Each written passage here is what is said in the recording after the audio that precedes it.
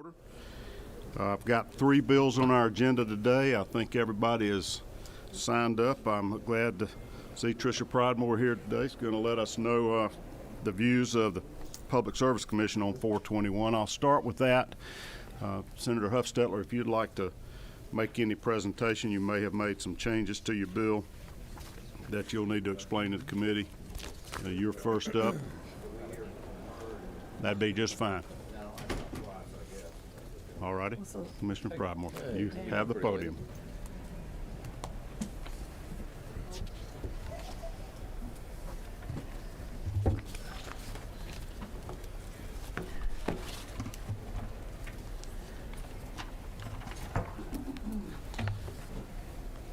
Commissioner, Senator Huffstetler introduced to me last week a proposed committee substitute. I don't know whether you have seen that or not. I would hope that he shared it with you, but we're working off of LC 365218S. Is that close to what you have? If not, we can give you a copy. I'm going to need a copy of it. I'm working off of LC 364939, which is the bill as filed. All righty. Cindy, if you could please give her a copy of committee substitute.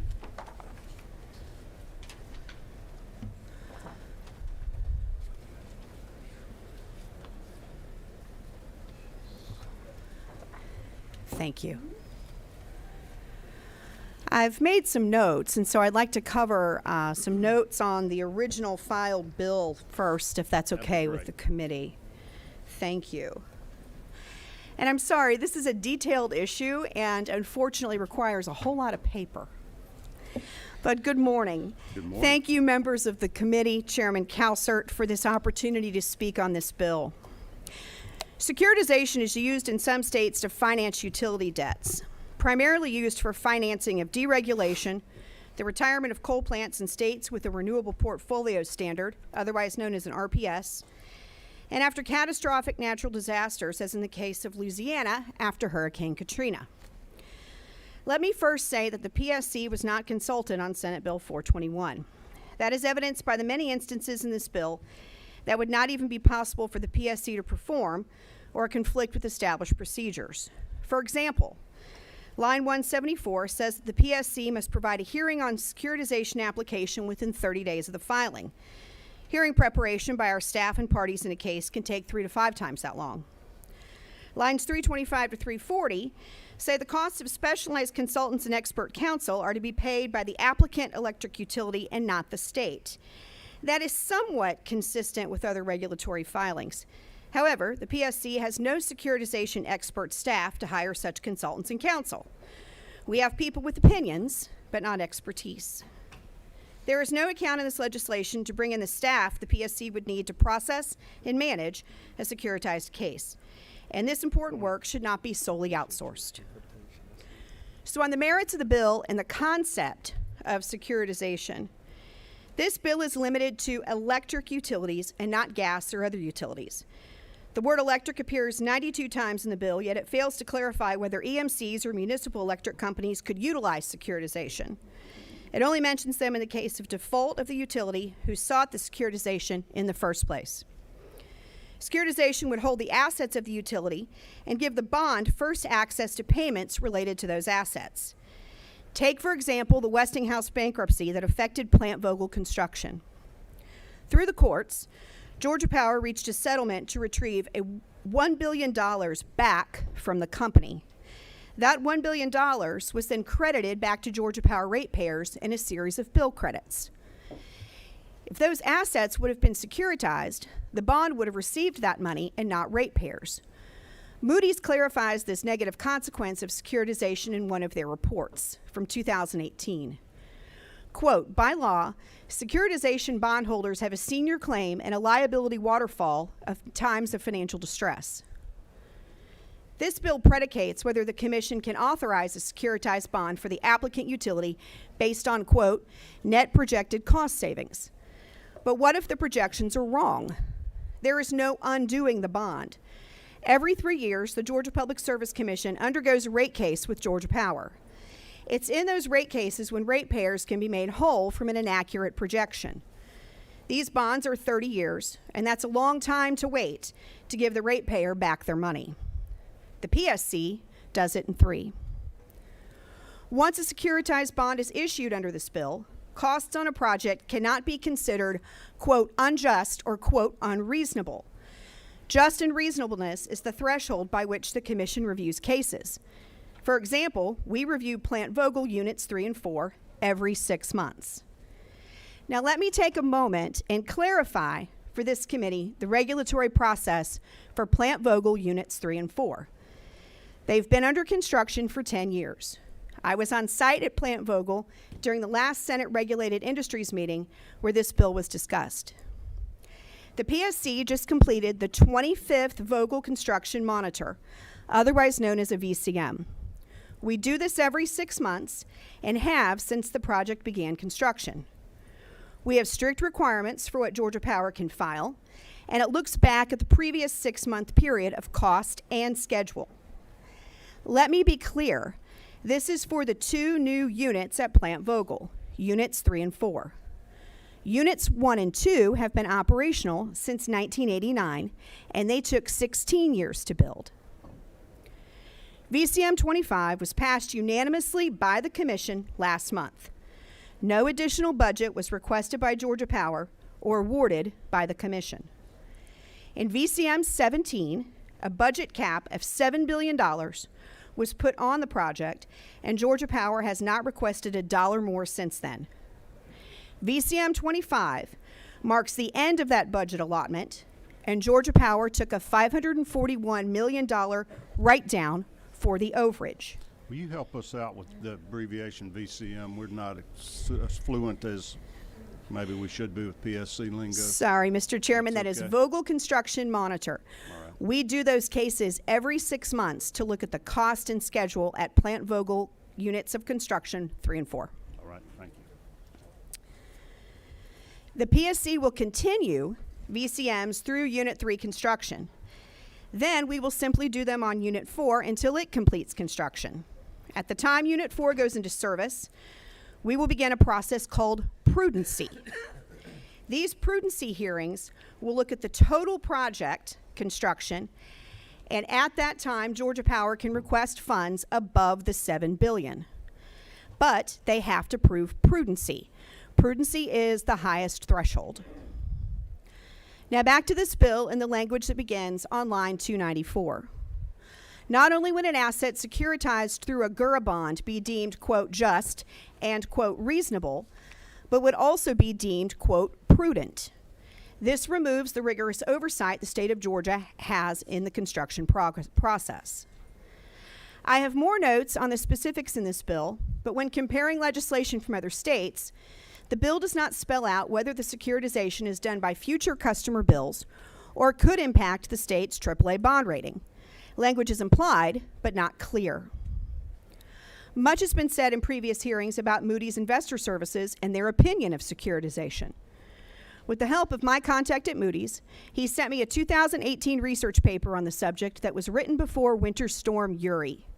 That is the devastating winter storm that hit Texas and Oklahoma last year. Moody's clearly says that too much securitization can have negative consequences, and I'm quoting from this report. A significant amount of securitization debt could impact customer bills substantially while hurting the utility's financial flexibility and ability to raise rates for other reasons, such as to recover future costs and investments, end quote. A case study of CenterPoint Energy in Texas used securitization to offset the costs of Texas deregulating electricity in the 1990s. Deregulation was a driving force behind the lack of investment, which led to an unreliable electric system in Winter Storm Uri. Now, with billing of securitized bonds on the books, CenterPoint has to recover costs post-Winter Storm Uri and pay back the original securitized bonds. There is also an economic development cost. Businesses looking at Georgia would also assume the securitized bond payments in their bills, which could offset the sales tax breaks this legislature gave to manufacturers in 2012. Every one of us in the Georgia General Assembly, the Public Service Commission, and the constitutional officers of this state worked very hard to create a friendly business environment. We've been the #1 state for business in the nation for the past 8 years and counting. Georgia's low energy rates is one of the primary reasons that make Georgia attractive to new companies looking to move here from high tax, high fee states. In more Moody's research from 2021, it's explained that in the 20 states that have securitization, catastrophic natural disasters, deregulating electric markets, and responding to a renewable portfolio standard, otherwise known as an RPS, are the primary driving forces. Tom Kraus with the PSC has a packet for each of you, including a few articles that I think he's passed out to the committee. Georgia has never needed an RPS, and this mechanism, we've never needed another mechanism to recover storm loss. In the 2019 Georgia Power rate case, the PSC allowed recovery of $480 million for 3 hurricanes during that 3-year period, one of which was Hurricane Michael that called the Georgia General Assembly back into session.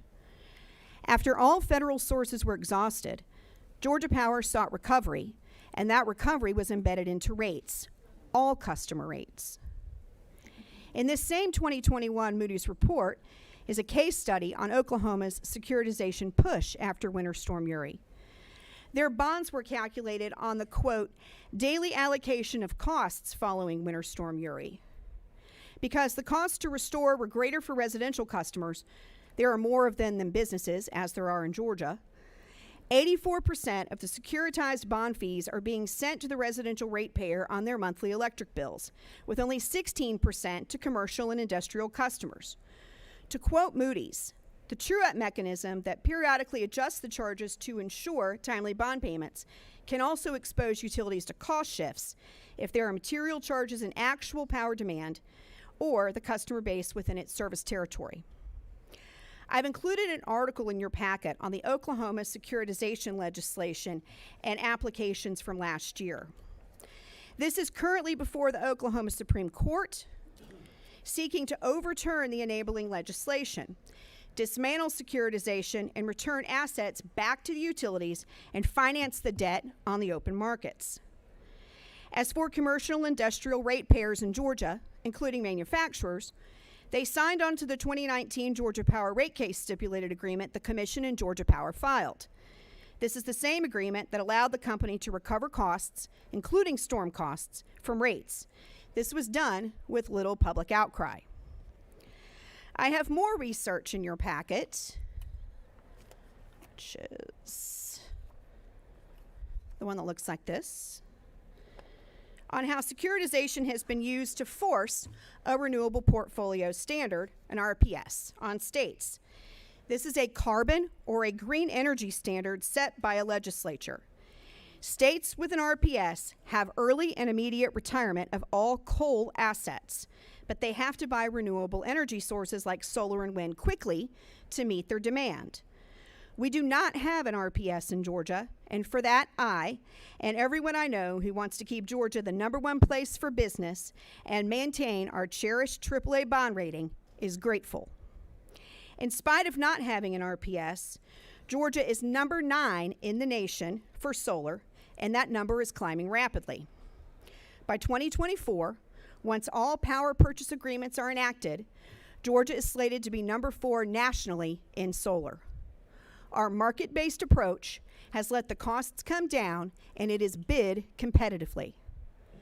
As for Georgia Power's proposed coal plant retirements recently in the news, they filed an integrated resource plan, otherwise known as an IRP, with the Commission in January of this year.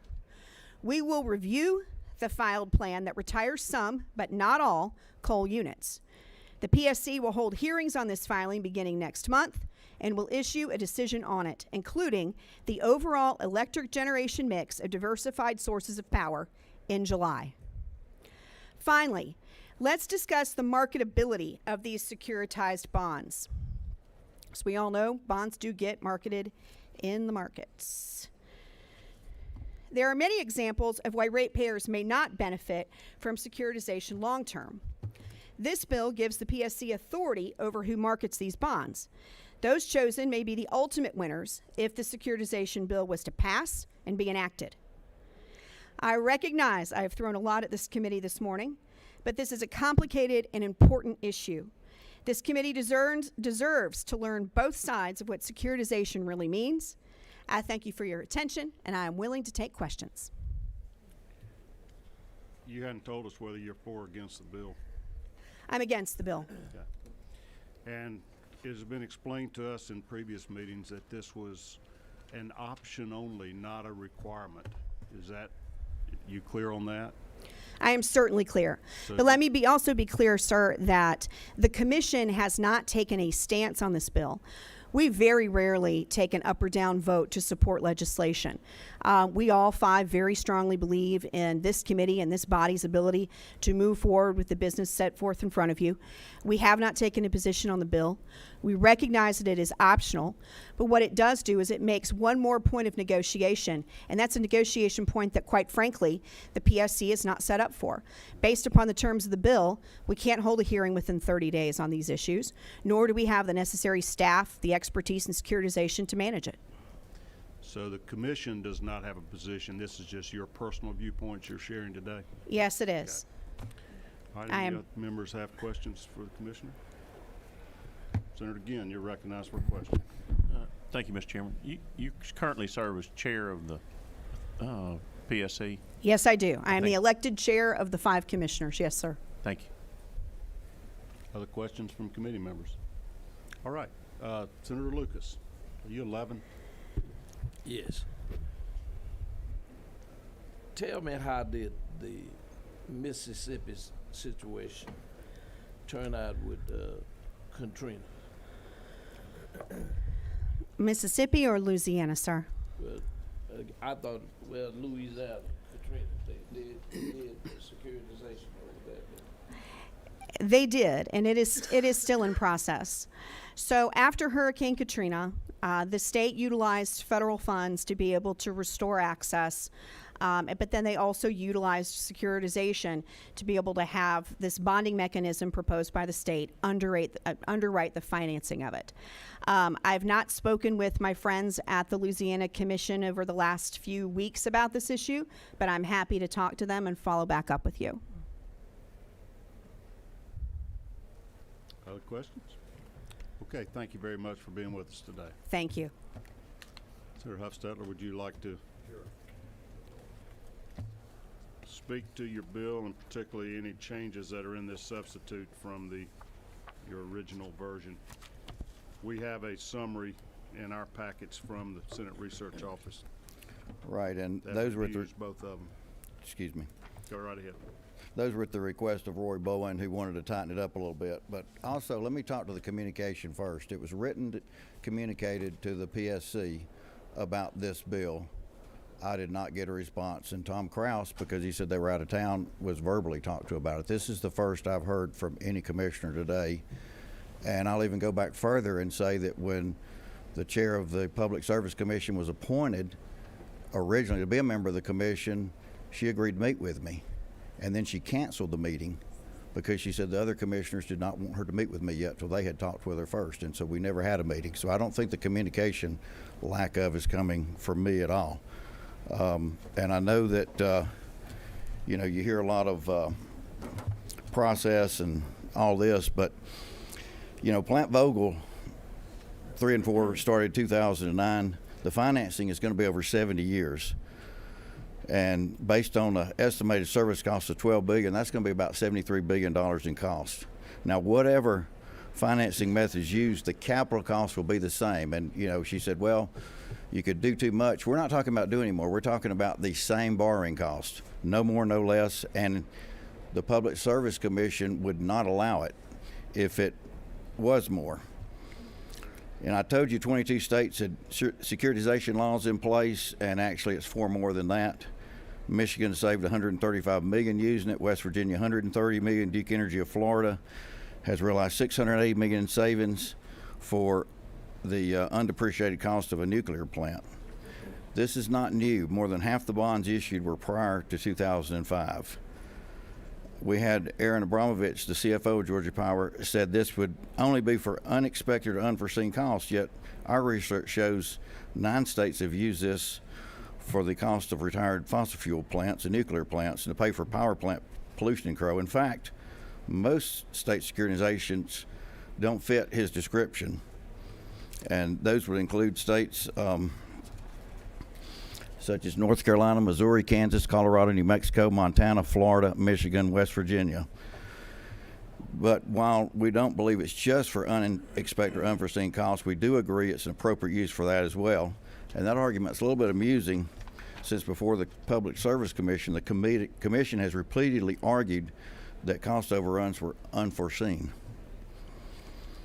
They argue that customers could pay more using securitization if it's over the $7.3 billion, and that's false and misleading, because GURA only pertains to costs that have been deemed prudent by the commission. They say we already get a good interest rate, don't give us this method as well, but if you don't need it, don't use it. But also the fact is that Georgia Power's finances are 45% debt, 55% equity financing. A member asked if this could hurt Georgia Power. While Moody's does say you can do too much, this isn't what we're talking about. We're talking about the same cost, and that's in the law. And we also heard the ridiculous argument that if Georgia Power got down to 30 customers, well, these 30 customers have to have the whole cost. Well, either way you finance it, if you get down to 30 customers, they're still going to have that financing cost. I don't think that's going to happen with what we've got set up.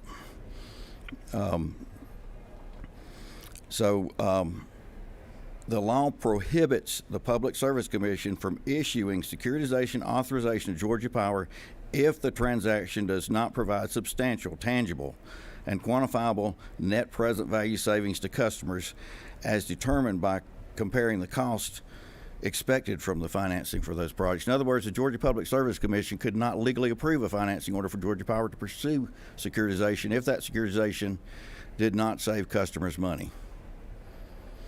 You do have to wonder why Georgia Power is so adamant not to be given an option that no one in the legislature or the Public Service Commission could force them to use.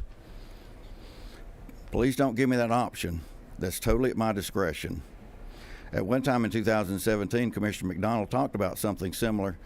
Georgia Power replied that they couldn't do it because it wasn't legal.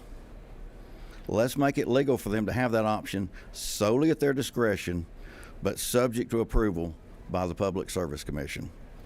Thank you. Urge your support of this bill. Any questions for Chairman Huffstadler? Could you tell me just a brief encapsulation of what changes you made in your committee sub? I don't know if Ledge Council wants to talk about the technical aspects of that or not, or if you would rather not. It was just several.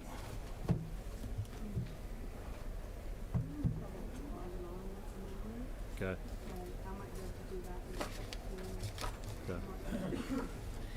Sean Marie's having trouble getting logged on to the computer system to do the compare and contrast. Right, and let me see if I can pull that out right here. It was just that was at the request of the Georgia Manufacturing Association, who had apparently, and unbeknownst to me, talked about this years ago, doing this method, and they felt like there should be a little bit of tightening of controls, and some of the stuff I just talked about that says it can't be done unless it's quantifiable and verifiable,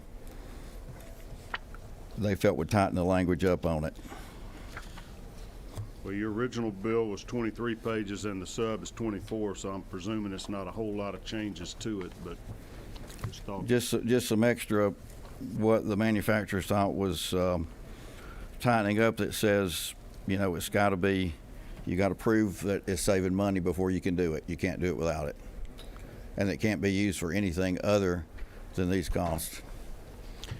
And yeah, they were just giving me that was solely to be used for reducing the amount of recoverable assets, and that the commission ensures that, as I said before, the tangible and quantifiable benefits would be greater if you issued these bonds. Again, if 26 states are wrong and this is worthless, then I would say it's solely at their discretion. Don't use this worthless legislation. If it, as Commissioner McDonald asked in 2017, is it an option, was told no, Well, it would be an option. But the legislature and the Public Service Commission cannot force them to use this. They could never use it if it's that terrible. The Public Service Commission's role would be that they would have to verify that this was actually saving people money by going this way, or else it wouldn't be allowed. So could you just summarize for us what the goal or the purpose, the ends of this legislation are for? What are you trying to accomplish? The goal is, and I said from the beginning, I'm not talking about cost overruns, who's responsible, or anything like that. The goal is to save the ratepayers money. It has been shown to save ratepayers money in multiple states by getting lower financing costs, and that translates to our bills. We're in a competitive situation with rates with other states, particularly North Carolina, among others, who's using this, and our manufacturing association is worried about being competitive. That's why they want this in here, because they want to stay competitive and get companies to Georgia. If our rates with, and the capital costs of Vogel have not hit our rates yet. They will be, when and if that plant comes online. But if our rates are not competitive, energy is a huge cost for these manufacturing companies, and that's why the Georgia Manufacturing Association is here saying, please do this, and let's have that option out there to at least look at to see if we can save money like many other states have done. All right. Any other questions for Chairman Huffstetler? I have a question from the Minority Leader. Thank you, Mr. Chairman. Senator, if we should do this, when do we know that we're saving monies for the customer, for the consumer? Well, if this was looked at, you would look and see what kind of rate you would get, what the savings would be down the line. And if there's no savings, you wouldn't do it. This bill says you can't do it. It would be when the financing takes place.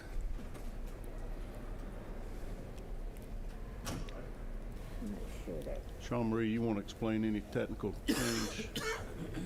So, the primary changes are on page 7. If you want to turn to page 7, subsection A that you see starting on line 142, that is new language. It's my understanding that the purpose of that was to establish that the principle that the GURA bonds are to be used only for the purpose of reducing recoverable regulatory assets and other amounts determined by the commission and not for any other purpose.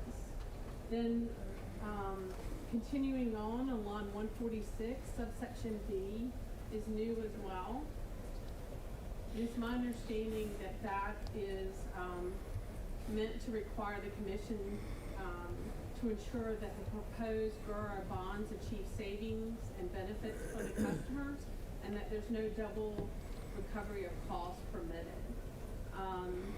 And then if you continue on line 157, subsection C is new as well, and that requires the electric utility to pursue all available mitigation measures to reduce the cost to be securitized before applying for permission to issue the GURA bonds. And then subsection D, also on page 7, is new, and that is supposed to ensure that the GURA bonds are recovered through a rate design consistent with the rate design already approved by the commission for recovery of the underlying assets. And then E, I believe, was already there, which is good. Okay, thank you. For those, if anybody had trouble hearing that, the reason we went apparently from 23 to 24 pages is that page 7 is new. And it deals with the purposes and uses of the GURA bonds to tighten the language up on that. She was just, Sean Marie just reflected that sections A, B, C, and D, they're on page 7. Lines 142 through 167 were the new language added. There's also some language throughout that just, you'll see that it references back to code section 46-3B-4, and that's just to make sure in several places that what it's saying there is consistent with what is set forth in code section 46-3B-4, and that's throughout in several places. All right. Is there anybody else that would like to be heard on this bill, now understanding that there's this committee substitute we're considering? All right, thank you very much, Senator. What's the pleasure of the committee on SB 421 substitute LC 365218S? Got a motion to pass from Senator Mullis, second from Senator Tippins. Is there any discussion or further proposals of amendments? All right, then we're up for a vote here. Raise your hand if you're in favor of the motion to pass substitute to SB 421 LC 365218S. Raise your hand. Get us a count there.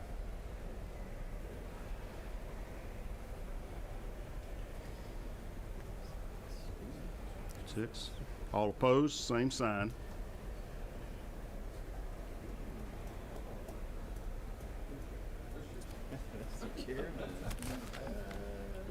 I'm gonna vote to let this move forward. Need some more vetting, obviously. Need some more discussion, be dealt with in the Rules Committee. I'm not gonna block this from going forward after all the work you've done, Senator Hufstedler. All right, next bill on our list, Senate Bill 495. Senator Brass, you also have a substitute. Let me direct everybody in the folder. We will be working off of LC 365230S. LC 365230S. You may present from here or the podium, whichever suits you. Chairman, I'll just present here. You'll mic me. Thank you, Mr. Chairman. So these the changes in the sub were what really we had already discussed, or when I originally presented the bill, and so I'll just walk y'all quickly through that. And at the top of page 2, we're simply making sure that promotional events are exempt from this, i.e. if the Braves or the Falcons, Hawks, Atlanta United want to have a Veterans Day or whatever, and they just want to make sure that these tickets get in the hands of veterans and are non-transferable, we're simply making sure that that stays there. And then on down on lines, starting on line 22, we're going ahead and getting collegiate events out of the equation as well. And the rest of the bill is still intact. And that's all the changes. Be happy to answer questions.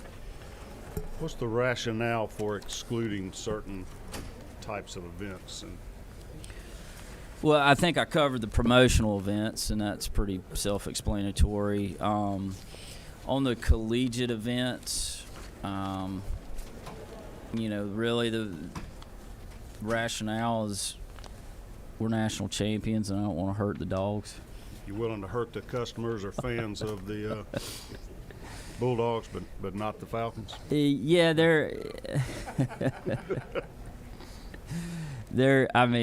it's more of they came to us and asked for that exemption, and I granted it. There's no other rationale, Mr. Chairman. All right.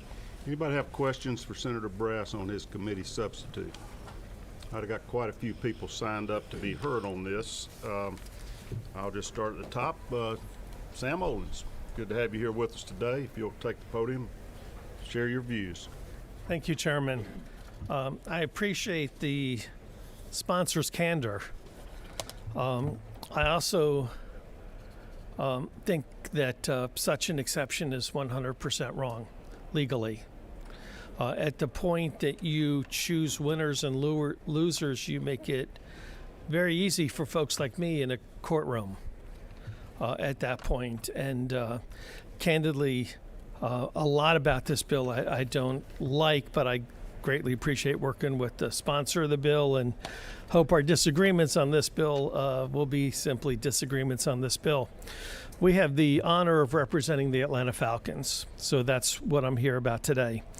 Let me suggest to you that the winners of this bill are third parties from other states that will have an easier time to increase the price of tickets for our residents. The fans will not win. The sports teams will not win. The only winner are the folks that at previous hearings have been here by video requesting that you increase their profit. What we're doing here is affecting IP, the IP of the Falcons along with other teams. The way in which the teams sell their tickets should be the free market system, not out-of-state folks in suits seeking, once again, to make more money. Let's talk about the Falcons a second, since I represent them. The Falcons and United place no limitations on the subsequent transfer of tickets, as long as the person's paid for the ticket. So this really isn't a bill about transferability, it's a bill about resale. And the sole intent of this bill is once again for folks from out of state to increase the price of those tickets. An artist, as you've heard at prior hearings and we'll hear again today, may place limitations on tickets. Several of them, for instance, want to sell to their fan clubs. And it was actually pretty ironic because earlier this morning, and I know, Chairman, you're going to give me grief over this, but, you know, I'm big enough to take it. I got an email at 9:01 this morning. It says from Elton John, but candidly, I don't think he has my personal email address. And it says, are you getting the most out of the Rocket Club? You're one of Elton John's top Rocket Club members. I had not known that, but I do really appreciate Elton John's music. And it says, as a top-tier Rocket Club member, we want to make sure you're getting the most out of your membership, which includes being able to get advance tickets. There's a lot of other artists that we want to hear in our state that may not come here with passage of this bill. There are different events that may come to our state that will really adversely affect our residents. I'd mention as an aside, it's no secret that we're trying to get the World Cup here. It's also no secret that if we succeed in getting the World Cup here, the Georgia World Congress Center will have an awful lot of use, more than it's probably ever had before for a single event. This bill may adversely affect our ability to get the World Cup. No ifs, ands, or buts. If the artists and the sports teams who own the IP and own the tickets are not allowed to make the decisions affecting their franchises, does that reduce the value of that activity? Passage of these bills only hurts the talent, the teams, and most importantly, our fans. The winners, once again, are folks that are out of state that are looking to be able to sell tickets for more money. I would mention, and final, Mr. Chairman, and I appreciate greatly the committee's time. For each of these activities, you've got all these folks that sell the T-shirts, that go to have the restaurants, have the hotels. Anytime we stop an artist or a sports activity from wanting to be in our state, those are jobs. That's income. And for whom? Now, clearly, I have nothing against the Georgia Bulldogs, but creating a legal out for one activity at the expense of all the others, I would suggest to the numerous lawyers on this committee, is a hole wide enough that even I could have an effect in that courtroom. Thank you very much for your time. Any questions for Mr. Owens? All right, thank you. Thank you, sir. Well, we do have one from Senator Gooch. Sam, it's good to see you. Great to see you, sir. The other states that have passed this legislation, do you know of any artists or any events that have not moved forward in those states because of this So, legislation? candidly, Senator, there are, I think, some other speakers that are aware of handling such talent that would affect. Okay. And I think it's best for me to let those speakers who have faced those situations handle your question. I believe clearly the answer is yes, but I think it should come from those other folks that have signed up today. Thank you very much. Thank you, sir. Earl Earhart.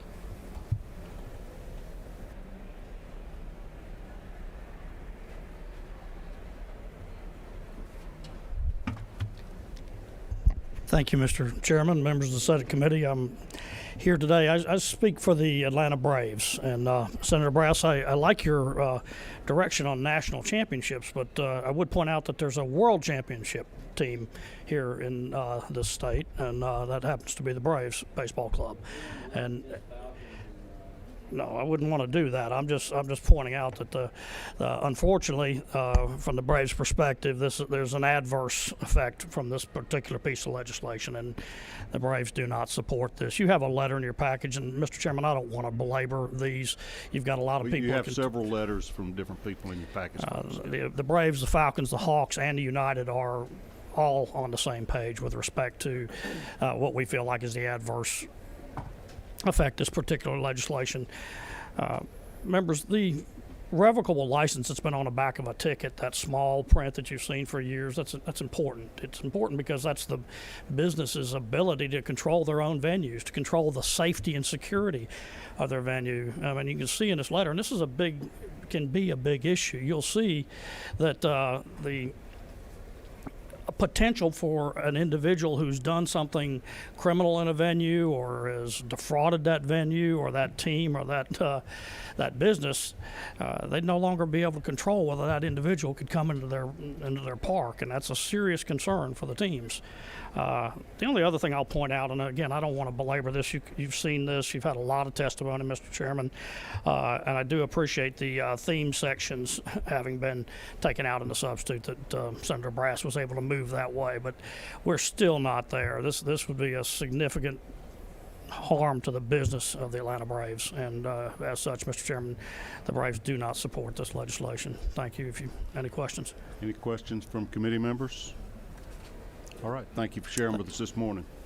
There is a letter in your folders from the Braves, Falcons, Hawks, and Atlanta United. Laura Dooley, Stubhub.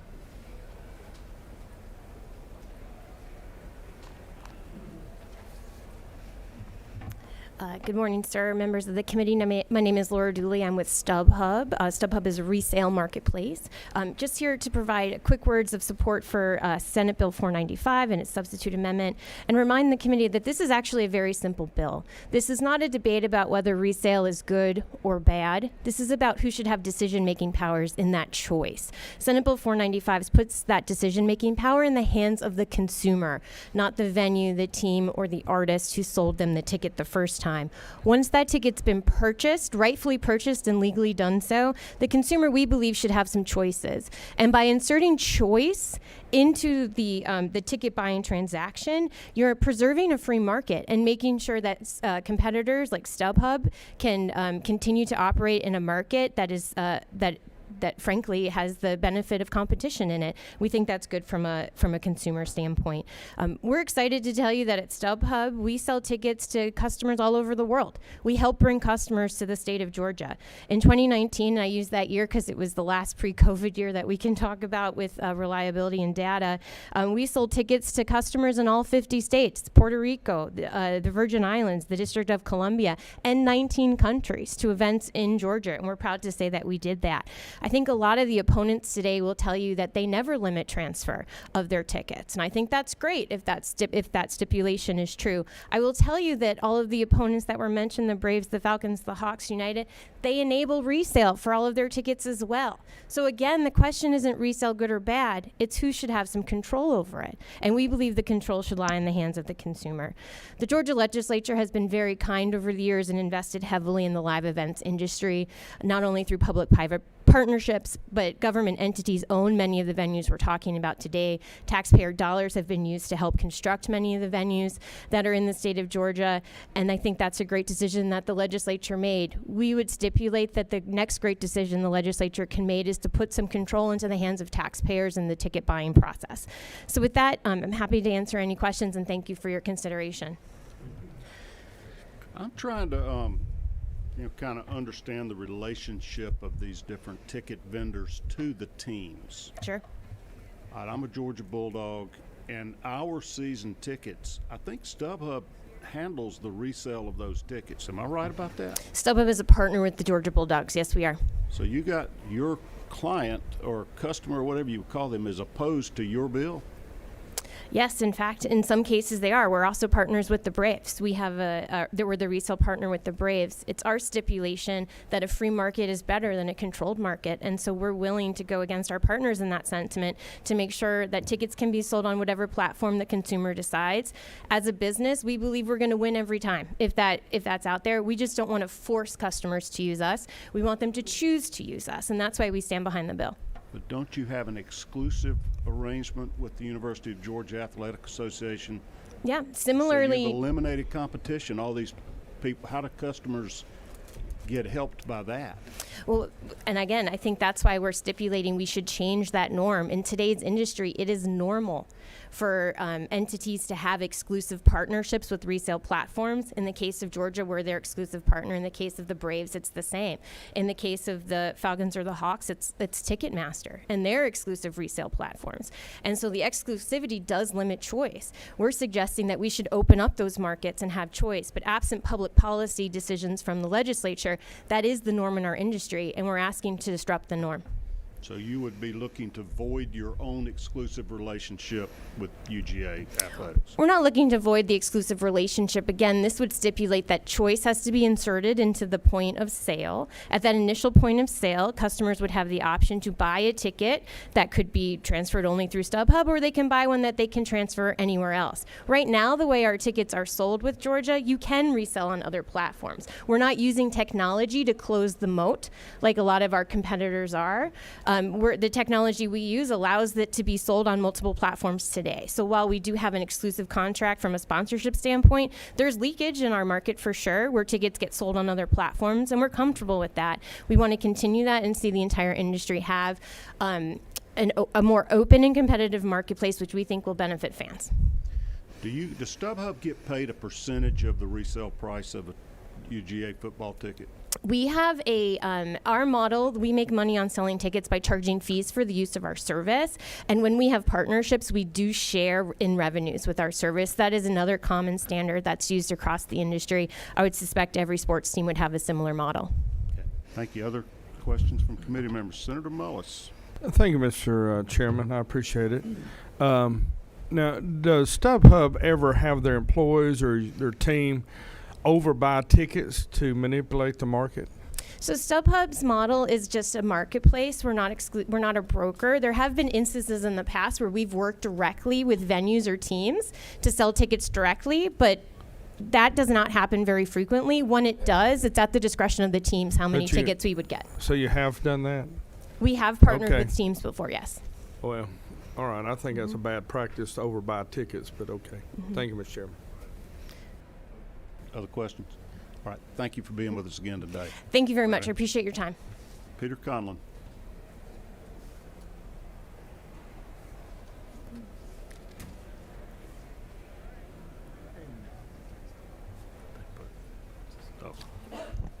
Thank you, Mr. Chairman, members of the committee. I'm Peter Conlon, currently president of Live Nation Georgia. I've been a promoter in Atlanta for over 40 years. During that time, scalpers have always been somewhat a pariah on our industry. Personally, I've never appreciated what they do because they take tickets from fans, the best tickets they can find, and raise them to an extraordinary price, gouging fans to come see a show. They are not stakeholders in this business. They don't have any investment in the show. They merely buy tickets or, in many cases, get them through surreptitious means. The most prevalent of these is the bots. Now that we're on a ticket that isn't a hard ticket, they're able to go into our on sales and capture 200, 300, 400 of the best seats, and then take those and put them on their system and put a quote market price, which they've decided is whatever they can gouge the customer to get the seats that the customer should have been able to buy. More and more acts are using the non-transferability to just protect a certain part of the tickets in the inventory that these scalpers want to go after. It's usually the best 20 rows or 25 rows, and this has kept the scalpers from getting a hold of those. It's the whole reason. The acts are just trying to protect their fans. This is not about competition. It's really about free market. You know, it's basis here of whether the state's going to tell the promoter and the acts how they can sell their tickets and how they can protect their fans. The non-transferability is totally to protect the fans. That's the only basis of it. You know, I know sports teams have different reasons, and but everybody who's spoken today, other than Stubhub, has major investments in this state, have offices here, personnel, and venues. We have no state money in any of our venues. We capitalize all of our own venues ourselves with private funds, and they are all run as a private enterprise. You know, I don't think that this is good for the business. And someone asked if any acts wouldn't play. I can tell you, based on my experience in this business, that will happen. There will be acts, and there probably have been. Most acts don't want to announce and make a big thing of it, but I know I heard earlier some of the scalpers say, oh, it's never happened. Well, how would you know if an act didn't play your building or didn't play your state? Because it's something that didn't happen. So unless I'm impugning their psychic abilities, there's no reason how they would know if that happened. But I've seen it happen, and it will happen in the future, because this is important to a lot of acts that don't want their tickets to be scalped. So if anybody has any questions. Got a question from Senator Ginn. Thank you for being here today. You know, I guess I despise the bots, you know, the idea that somebody's going in there electronically getting ahead of the line, said they, and buying up all the tickets. But you said you like the free market side of things. And for me, I'm kind of troubled because I see, yeah, scalpers are a problem for anybody that's in that industry, but that's truly the free market at work. People are paying what they feel like they want to pay to get to see the show or get to see the venue. So, you know, when I look, I'm questioning how do you eliminate that? And the only way that I know to do it is have bigger venues. Said is there? You got any other ways to? It happens in the largest venues. It happens when, say, we have Coldplay at Mercedes Stadium, because the first 10 rows are Rolling Stones. Those first 10 rows exist no matter where you do them. You know, there is no really free market from the point of scalpers, because they're actually gouging the fans that might have been able to get those tickets legitimately at a regular price, and now we're having to pay through the nose to get them at a much inflated price because they were able to capture them with bots. Any other questions? All right. Thank you so much for being with us, Mr. Conlon. Thank you. I Good to hope see you all again. vote against this bill. Thank you. Lee Moyers with Ticketmaster.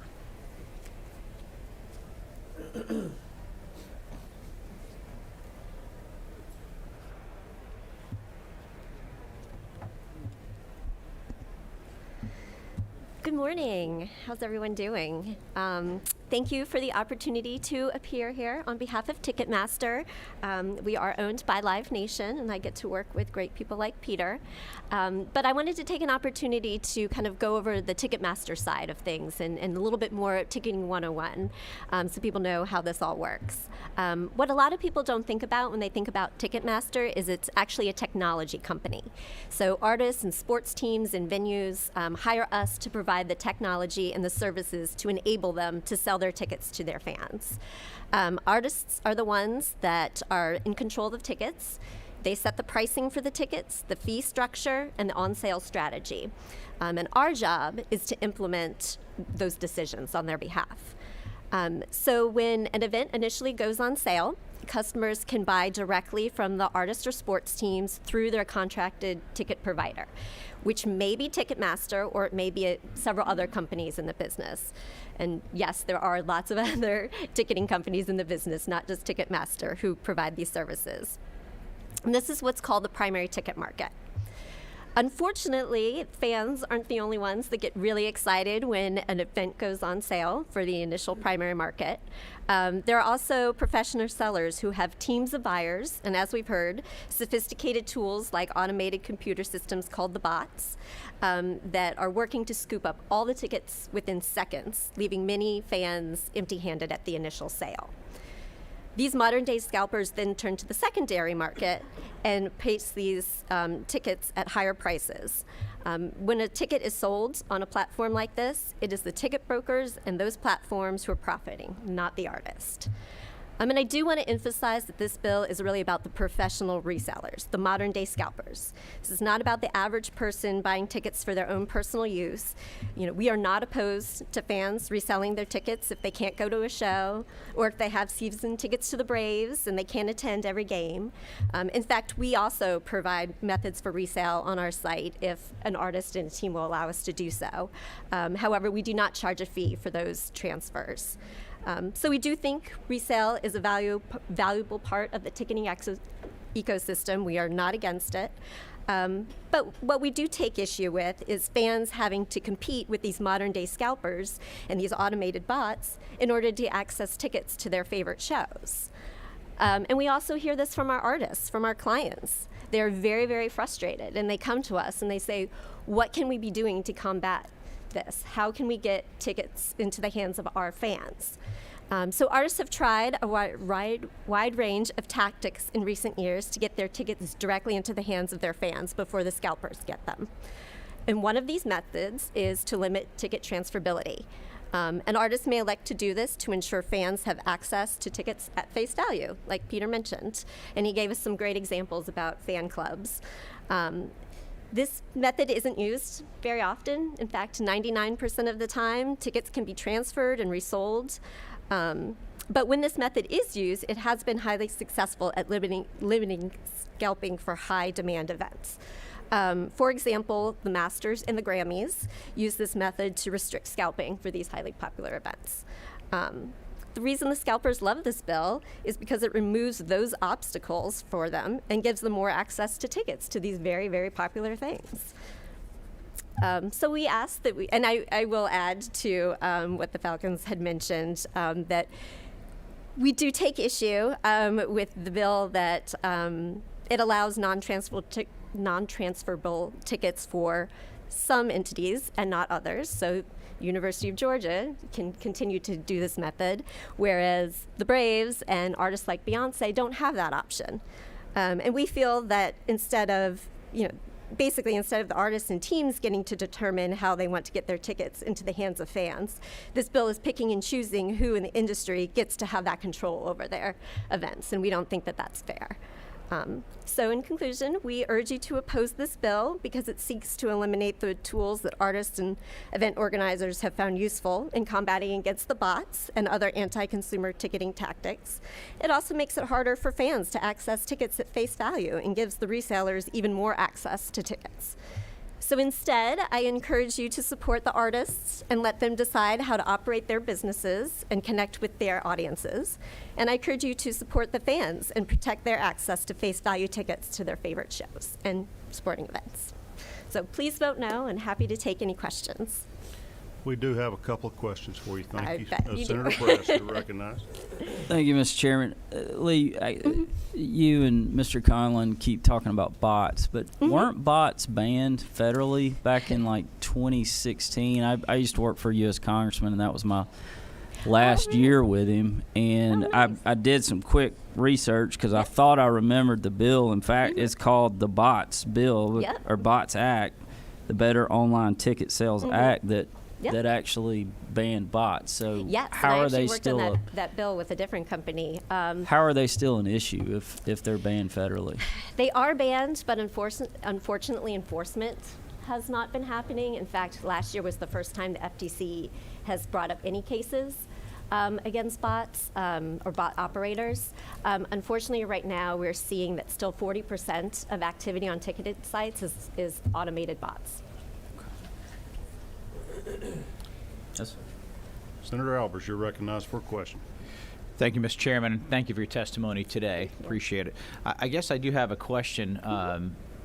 If I'm correct, there's been a consent decree for a number of years that was just extended and modified against both yourselves and Live Nation about some of the anti-competitiveness. Yep. In fact, I think it's even been modified to even be stronger due to problems. So why don't you give us an update on that? So I will be honest, that was before my time. I've only been with the company fairly recently. But I will say that, yes, we are a very diverse company, but not all of our artists play at all of our venues. You know, we have some great artists playing at the Mercedes-Benz Dome. That's not one of our venues. Not all of Ticketmaster doesn't ticket for every single Live Nation venue. Some of our venues are ticketed by AEG, which is a competitor.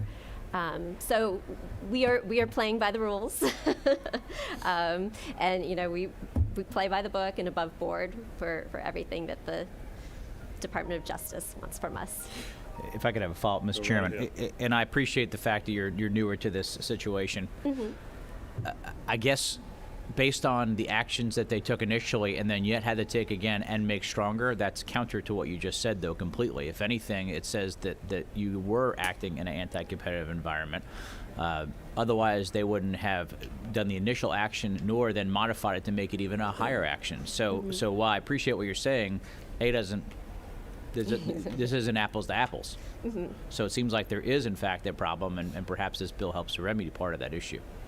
Oh, well, see, this bill is more about the artists and being able to transfer tickets, and you know who gets to allow, you know, that to happen. And right now, it's the artists who decide that. It's not Ticketmaster. We don't decide whether they can transfer or resell them. That is up to the organization to do that, and we just provide the service. So if they say, I don't want to resell my tickets, then we, can supply the technology to make that not happen. But if they say yes, and 99% of the time they do, that's their call, and we let them do that. Final question, if I could, Mr. Chairman. Go right ahead. Okay. I think it'd be important for you in your new position to know more about what this decree was about and why it was modified, because part of the reason that it blatantly states in the argument was about threatening artists for coming and not coming based on what both Live Nation and Ticketmaster were doing. So if you are playing that role and you are being the threatening agency, and now you're saying that you don't want to play by the rules for the consumer, that is totally counterintuitive to what you said in the beginning part. So I appreciate what you're saying. The facts prove differently. Well, I will say, to steal a quote that I've heard Peter say before, since he works directly with the artist, he's like, you don't tell artists what to do. They tell you what they want to do. So we really don't have that power. They tell us what they want, and we have to do it. Other questions from committee members? Anybody else want to be heard, either that didn't sign up or in response to anything they've heard so far? I've got Peter, and then hold on. Let me speak to the consent decree, and I know a little bit about it. It had nothing to do with ticketing in regards to this. It's when the Ticketmaster and Live Nation merged, there were some concerns that Live Nation would use talent as a leverage to get buildings to sign with Ticketmaster. And there was a decree signed that wouldn't happen. There was some miscommunication onto what kind of conversations could be had. Because of that, there were some concerns raised. And now what has happened is promoters like myself have no discussions whatsoever with buildings regarding ticketing services or what services to use, because the Justice Department was afraid Live Nation would say, hey, use Ticketmaster or you're not getting any of our acts, and that doesn't happen because, first of all, the act decides where they're going to play. We don't. And it's very true. No one tells the artists what to do. The artists are very free-spirited and tell us exactly where they're going to play, when they're going to play, and how they're going to play. But it's a complicated issue. I'm just kind of making it very simple, but it was really in regards to leveraging talent on buildings. Thank you. I had one more gentleman. Come on forward. Thank you, Mr. Chairman and members of the subcommittee. My name is Bruce Morris. I'm the Director of Government Affairs for Ticket Network, a secondary marketplace located in the state of Connecticut. Moreover, I come to speak in a former role that I used to be in. I retired in 2017 as the Deputy Speaker of the Connecticut House of Representatives. So I want to speak to you as a person who had a bill exactly like this put before them, because I was the proponent of a bill that was passed in 2017, one where I sat around tables just like you're sitting in right now, hearing the same kind of discussions that you're hearing right now. We had venues, those who are representing artists, and many others saying the world was going to fall in if we allow for transferable tickets. The industry would come to an end. It'd be the worst thing to happen. All the different things that you have heard. But I'm here to say that was 2017. We passed our bill after legislators like yourself were being pulled and torn from every side. We passed it, and all the things we were told were going to happen that was be negative, none of them have happened. Today you have 6 states that have bills of transferable laws. I ask you, go back to any one of those 6 states and see whether the things that you're being told from venues, from Live Nation, from Ticketmaster, whether those things have transpired or not. They haven't. This bill that you're considering that is before you today, it is about free markets. This bill that you have before you today, it is about consumer protection and consumer choice. The state of Connecticut decided to actually have our Department of Consumer Protection do a quick study and look at the issues. At the end of the day, this is, you know what? There's good and bad on both sides. So we made a decision that I'm asking you to make, that this bill makes and supports. It's a Solomon-like decision. Each side gets what they're asking for. The venues and all, they would like to be able to have restricted tickets for certain of their venues and events. This bill allows them to do that. Consumer advocates, your consumers and your secondary market, which, by the way, Ticketmaster does have its own secondary market, and that's why they can't say they're against it. It's about control. But this bill allows the option for those who want to be able to have a transferable ticket. If it's your money, your choice, shouldn't you be able to figure out, listen, you've got all these restrictions and you're telling me I can't cancel my ticket. Or if I want to cancel it, I have to sell it on your platform. I have to give up all of my next door neighbor. That's the person I want to sell the ticket to. They've got to now have an account with Ticketmaster and they get all their person identifiable information. No. I think I would rather give it to my kid, my neighbor, sell it. It's a personal transaction between us because I bought the ticket. It was my money. And I made that choice. That's what this bill does. It allows that option. I can't see the name, but the senator, you asked a very good question. You're all asking phenomenally great questions. All the things you're told about bots, you're right. Bots Act, it's federal, it's been done, but let's go a step further. Let's go a step further. Congress has been under consideration. We should get it done. Another act called the BOSS Act. It's better oversight of secondary sales. If you take a look at that bill, and please, I encourage you, have your aides, look it up, take a quick look, but I'll tell you what's in it as a quick bullet. It prohibits requirements for all-in pricing to ensure ticket sellers disclose and prohibits, but it basically restrictions on selling tickets for the same seats and more one. No, I'm looking for the one. It actually prohibits what your bill is today. It basically allows for transferability. And that's what your bill is doing. If the federal government, who did the consent decree, feels it is important, if they've been considering it, they actually had hearings on it pre-COVID, and that's the only thing that slowed it down. So I don't belabor this and take all of your time because maybe you have more specific questions. But again, ladies and gentlemen, I come all the way from the state of Connecticut to share our experience, because some states go through this year after year hearing the same things, and you'll have,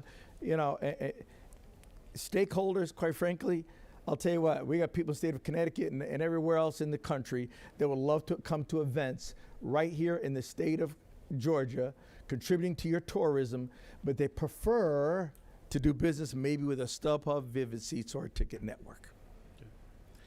Thank you. Would you tell me your name one more time? I didn't Bruce have you say it. Morris. Morris. Okay. And who are you employed with at this time? Ticket Network. I'm the Director of Government Affairs for Ticket Network. All righty. Anybody have questions? Senator Mullis. Thank you for being here. I appreciate your service to your state, too. Thank you, Senator. Can you tell me which states, other than Connecticut, that have transferable laws? Yes. Connecticut, New York, Virginia, Illinois, Colorado, Utah. Okay, because I only know of Illinois and Connecticut and California, but thank you. You have those states, and you've got about 6 or 7 of them with pending bills. Those are probably the ones you mentioned, too, but the ones that I understand have a law currently is Illinois, Connecticut, and California. Senator Lucas, you're recognized for a question. Let me ask you a question. Yes, sir. If a promoter comes to your facility, when he puts a show together, he puts all his expenses, security, EMTs, and then, of course, he puts up the money for the acts. What he does after he does the expenses, he looks at what his ticket prices will be as far as that particular show. So what happens when you take the tickets that somebody else has put the expenses together, got their money involved in, and somebody else comes in, gets a ticket, and makes more money and has nothing involved in the show? What I would say, I would go back to the argument again about free markets, but I'll go a step further. Because I've always wondered this. Why would a venue, a promoter, an artist, or anyone else have a problem with the fact that I put up $1 million expecting to get a return if I fill the house, let's say, of another $2 or $3 million, $3 million. And that's if I fill the house. Why would I have a problem if there's someone else out there also selling these tickets, reselling them? They use their money to market those tickets. They're using their monies to do customer service, because this isn't back alley scalping. That's why you hear them do scalp. No, these are legitimate enterprises. We invest an awful lot of money to make certain that those consumers have great value. At the end of the day, brokers are helping to make certain that house gets filled. They're helping to make certain that promoter actually realized 100% of the profit that they anticipated.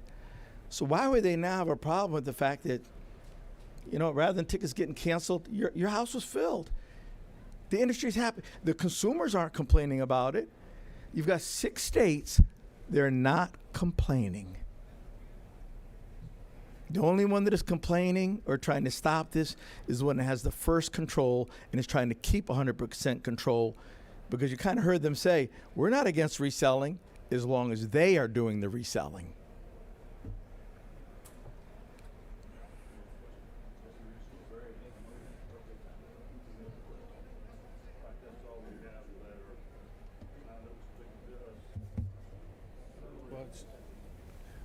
I'm not sure who I should ask this to, but on these electronic tickets, can they cut them off? Let's say. Let you address that to the author. What do you mean? Right. Let's say if you want. What do you mean? Can you elaborate? Cut them off? Cut off. If you're doing online ticket sales, you can cut them off at any particular time. You know about the seller tickets. Okay. Mm-hmm. I defer to my Do you have any? If I can, Mr. Chairman, it's very interesting to the good senator's point. For the Super Bowl, one of the biggest events that happens within our country, a bunch of those tickets were sold, and people who bought them, they were cut off. For some reason, something happened with Ticketmaster sales or whatever. And for many of the people who spend thousands of dollars were not able to get into their event until after the first quarter. But people who, if you're from the state of Connecticut and you bought a transferable ticket, because our laws require you to provide that option, if the senator asked for a transferable ticket, that senator printed his ticket at home before he went to the event, and he got in on time. Thank you. Thank you very much. I didn't do my committee sub on this one, but if I had, I would have required everybody to allow you to use paper tickets if you wanted to. I sure do miss them. Nope, I'm not going to interject myself. All right, what's the pleasure of the committee on SB 495 by committee substitute? I recognize Senator Albertson. Motion to pass substitute of 495 LC 365230S. A second by Senator Brass. Any further discussion on this? All right, all in favor, raise your hand. 1, 2, 3, 4, 5, 6. Here we go again. 6 in favor, all opposed.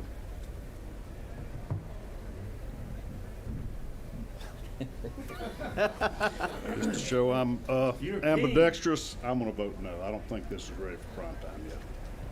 Key. 6-6, right? All right, we're going to take about a 5-minute break and come back for SB 420. That'll be our last bill on the calendar today.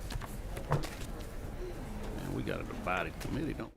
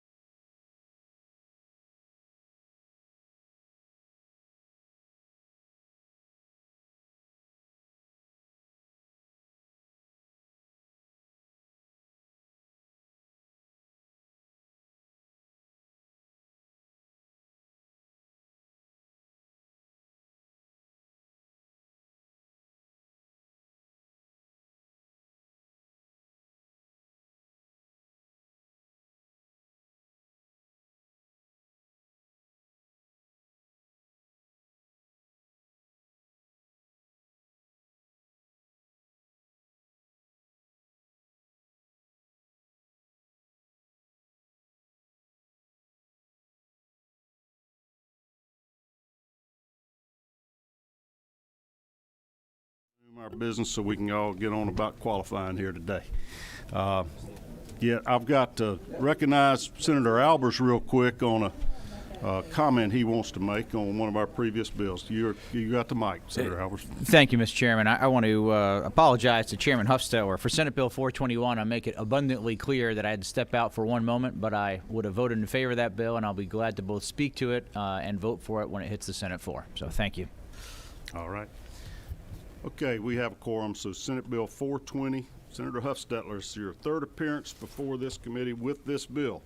I promised you I'll allow a vote today if anybody wants it. I did have an amendment if y'all want to pass it out or you got it. Okay. Thank you, Mr. Chairman. I know the donation part was very confusing to a lot of people, and so what I had requested was that we just eliminate that completely. Okay, I'm on now, okay. Yeah, the donation part was confusing to a lot of people, so this amendment would just wipe that section out. It would keep the 6,000 barrel cap where it is, but it would allow the daily sales that 3 states around us have. Some of these brewers, you know, as I know Senator Brass had talked to them and asked them questions, they were selling a couple hundred barrels out of this, and it's less than 1% of the state, but to some of these guys, a couple hundred, 300 more barrels might be the difference in whether they stay in business or not. So to keep it short, that's my request to the committee, and I'll answer any questions. All right, what document are you working off of? This, I was presented your substitute.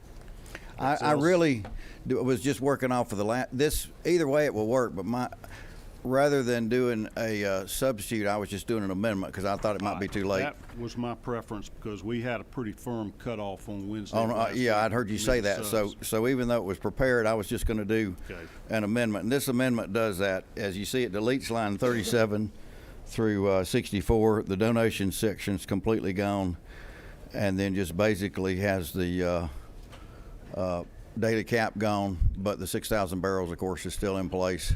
So you got everything that you have in your original bill, and that's what we're in our folders, LC 365060, except you're taking out the charitable contribution piece.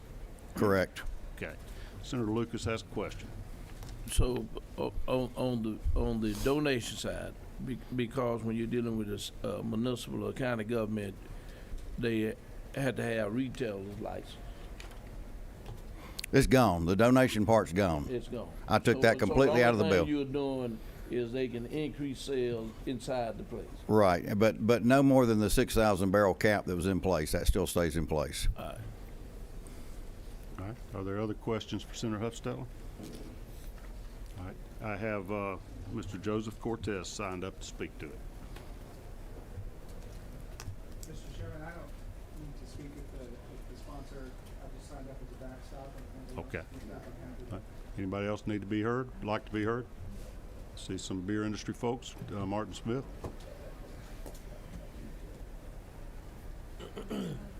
Mr. Chairman, thank you for the opportunity. And to address the bill originally had 2 components, and Chairman Hofstadler has addressed taking out the part of where the donations for they call it a charitable event, but it's a licensed retailer, the special event would have been. The other component that's being left in there would allow for breweries to have a huge increase of being a retailer. The intent of tap rooms were for people to be able, which was created through Senate Bill 63 and expanded through Senate Bill 85, is to allow for patrons to go in, visit, and learn about the product. It's always been testified and brought to the fact that it was not to replace retail sales, which has worked really well, which is why the 288 ounces was put in there, which is a case equivalent. You know, whether you're selling 16-ounce cans or whatever, it's 288 ounces. You know, if you go to the store today and you can buy an 18-pack, that's 16 ounce. It's done all the time. To say it's not is a misnomer. But to say that it's just a small increase, we have to understand that all brewers in Georgia are licensed the same way, whether you're the biggest in the world or you're the smallest in my hometown. Same license, same abilities. You have 6,000 barrels of beer. That's the annual cap that keeps getting referred to. That is 2 million 12-ounce beers. An unlimited case to go or quantity to go is 83,333 cases that these brewers could sell at each location every year. Walmart in your town does not sell that in a year. But you change the business model that they can get in and do that, which has been testified multiple times that the individuals looking opportunities to come in and change the business model. That's becoming more and more retail-like all the time. And that was not the purpose of what y'all created with these tap rooms, and that's why we would oppose this. We put their products that we partner with. I think y'all all have a letter in there referencing this. We're not just assigned these brands. The state requires assignment by the brewer to which county they're going to go to. That's one component of it. But every time we partner with a brewer, just like in any business, there's other agreements of how we're going to market these products together, how much we're going to carry. That's a huge financial and business investment that we've given into these companies. It works both ways, and we share that. So we have an interest of getting it out there. But when the brewer could potentially be working to be that retailer that we're trying to get those products in, it hurts our opportunity to get that in there. So that, I hope I answer any questions, but that's our opposition to that component of the bill. Any questions for Mr. Smith? All right, what's the pleasure of the committee on Senate Bill 420 LC 365060? We need a motion to pass first, and then we can amend. Now I got a motion to pass from Senator Albers. Is there a second?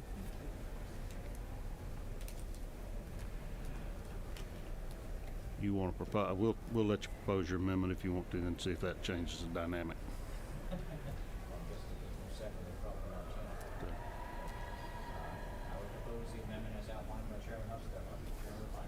Okay.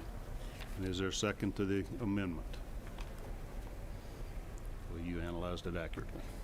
Okay, the bill fails for failure to have a second to the bill or as amended. I understand that the industry, the craft beer industry, is having ongoing communications with the beer wholesalers. Am I right about that, gentlemen? Mr. Cortez, you had some concerns earlier about the rules of play or whatnot, and I think you wanted to make certain that dialogue was encouraged or available. I would encourage both parties to continue talking. It makes our job much easier when the different elements are in the industry are in agreement or can work things out as was done in the last couple of years. I encourage you to continue doing that, and we will be a receptive audience. And with that, let me tell you what we're going to do. Tomorrow we have our regular meeting time at 3 o'clock. I'm intending to hear, there are two separate bills pending on COAM machines. That's our opportunity to be heard on that. I do anticipate there will be a committee sub to be considered. That's actually in editing now with the Legislative Council. If that gets completed, we will have that available in my office 4:32 tomorrow morning for anybody interested to take a look at. And it'll be a tight meeting, as I understand it. The Judiciary will be meeting following us. Several of our members are on there. A lot of similar issues. We're all under the same time crunch, so we would ask you to be on time, and we'll be efficient with our business. Yes, sir, Senator Lucas. If you could, we need to get some more information about this. Which subject matter are we talking about? This Georgia Power thing. I mean, the lawyers and everything. You know, I'm understanding that the PSC doesn't have staff to deal with it. It's gonna take a bunch of lawyers to work this thing out. And you know, we you know, it's in the committee, but we need some more information about this thing, man. I don't want us to end up in a situation and we end up like Texas when they had that cold weather out there and the grid. I mean, we got the best of both worlds, but to me, I just think we need some more information that this committee ought to be provided with on that. Well, I would invite then the Georgia Power Company and Public Service Commission to provide us more information. The author of the bill on that. We're back to securitization, 421, Senator Huffstetler, to assist us. The bill is passed out of committee. It's in rules, but you're accurate. I am confused on the issue as well. As one reason I thought we ought to keep it alive to consider, and partly is because the cost overruns have been so excessive with Yeah, Logan. well, I heard the chairman of the commission, I heard Senator Hofstadter talk about it, but as far as I'm concerned, I need more information so I can be satisfied. We'll see. That's how we deal with it. Anybody bring to me what you can, and we could theoretically have another meeting before that would hit the floor for a vote, even if it's just educational for this committee. Crossover day is next Tuesday, so we will have additional meetings, but tomorrow's our last meeting in order to get bills out of committee to be considered in rules before crossover day. We'll see what we can do to educate you. Thank you. With that, we're adjourned.